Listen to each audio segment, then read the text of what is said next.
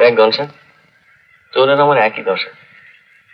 বাবা নেই, মা নেই, দাদাদের ঘাড়ে চেপে কতদিন খাওয়া যায়। তার উপর মিনুটারও দায়িত্ব নিয়ে ফেলেছি। বটেই তো। আর চাকরি বাকরি পাওয়ার কোনো চান্সই নেই। না, আমি ভাবছিলাম একটা ছোটখাটো ব্যবসা করবো। কিন্তু কি ব্যবসা করবে গুরু? মল্লিকপুরের পারঘাটে ছোট্ট চায়ের দোকান দেবো। চায়ের দোকান করবে? হ্যাঁ, আমি মিউনিসিপ্যালিটি চেয়ারম্যানের কাছে পারমিশনও নিয়ে ফেলেছি। গুরু, ওখানে কোনো চায়ের দোকান চলে? আরে ওই তো জায়গা। ওখানে ঘাটে দেখবি যখন নৌকো থাকে না তখন ভিড় জমে যায়। এই লোকগুলো এসে যদি একটা চায়ের দোকানে বসে, চাটা তো খাবে। তাছাড়া আমি একটা জিনিস লক্ষ্য করে দেখেছি, বুঝলি, আজকালকার দিনে এই খিদে মারবার জন্য লোকের একটা জিনিস খায়, সেটা হলো চা। কোনো চায়ের দোকানে তুই খালি থাকতে দেখেছিস? না, তা নয়। আরে এই ব্যবসায় ভরপেট না হোক, অন্তত খালি পেটে আমরা থাকবো। তারপর যদি টিকে থাকতে পারি, তখন মাথায় আর 5টা জিনিস খেলবে, আরো 5টা ব্যবসা ধরবো।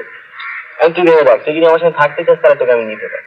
আচ্ছা আচ্ছা, আমার কথা বাদ দাও, কিন্তু এত লেখাপড়া শিখে এ ভাবা যায় না গুরু? আজকের দিনে সবকিছু ভাবতে হবে, না ভেবে উপায় নেই। ওরে তুই কাকে দোষ দিবি, কার কাছে অভিযোগ করবি? সব সারা সেলফ সেন্টার্ড হয়ে গেছে, স্বার্থ ছাড়া কেউ এক পা নড়ে না। কিন্তু তাই বলে চায়ের দোকান করবে? তাই আমাদের আর কি উপায় আছে বল? আমাদের বাঁচতে তো হবে। আমাদের না আছে টাকার জোর, না আছে খুঁটোর জোর। তুই জানিস না গনসা, আমি পঞ্চুটাকে দেখে না ইন্সপায়ার্ড বোধ করছি। তুই দেখ, একটা লোক তো সৎটাকে করে খাচ্ছে।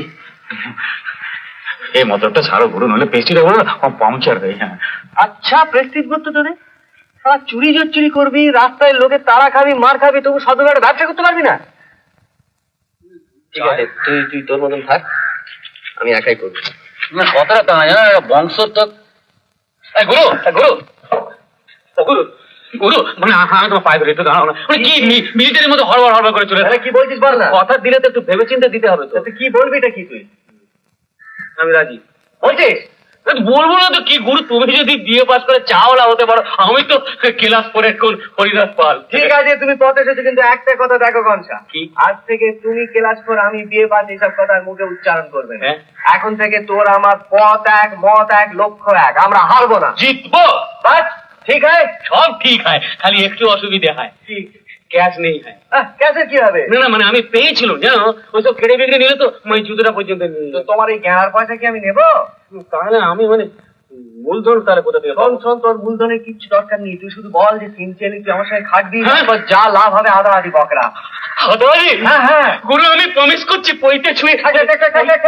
সময় মতো না, পইতেটা কোথায় হারিয়ে যায়? বইটা হয়েছিল কোনোদিন কি? হয়েছিল বাবা, তোমার ওসবের কিচ্ছু দরকার নেই, তোর মুখের কথাই যথেষ্ট। তুই আমাকে কথা দে, তুই সিনসিয়ারলি খাটবি। এরকম করে আমাকে অবিশ্বাস করো না গুরু, নয় অবস্থার ফেরে একটুখানি কেতরে আছি, কিন্তু হাজার হলো জানো তো, একেবারে জমিদারের রক্ত গায়ে আছে। কথা যদি দিই না গুরু, সে কথার নড়চড় আমি কখনো করি না।